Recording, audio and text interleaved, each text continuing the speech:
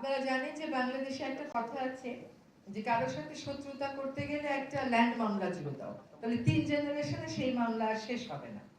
তো আজকে সেই 3 জেনারেশন যেন না লাগে, এক জেনারেশনেই যেন মামলা শেষ করা যায়, সেজন্য সিপিসির কিছু সংশোধনী আনা হয়েছে, যাতে করে যারা বিচার প্রার্থী তাদের সময় কম লাগে, তাদের টাকা কম লাগে। অনেক সময় আমরা যারা উকিল আছি তারা নানান অজুহাতে বিভিন্ন সময় নিয়ে মামলার প্রক্রিয়া বিলম্বিত করি, সেটা যেন না হয় সেরকম কতগুলো সিদ্ধান্ত এসে কয়েকটা উদাহরণ আমি আপনাদেরকে দিচ্ছি।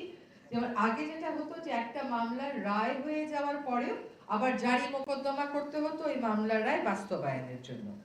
এখন বলা হচ্ছে যে যখন রায় দেওয়া হবে ওই রায়ের মধ্যেই এক্সিকিউশনের বিষয়টা ইনক্লুড করে দেওয়া হবে।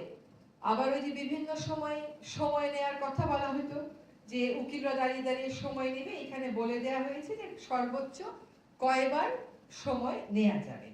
আবার লিস্টে ফুল হিয়ারিং এর জন্য কয়টা মামলা সর্বোচ্চ নেওয়া যাবে, আর পার্শিয়াল হিয়ারিং হয়ে আছে পার্ট হার্ট ম্যাটার, এরকম কয়টা লিস্টে সর্বোচ্চ ইনক্লুড করা যাবে।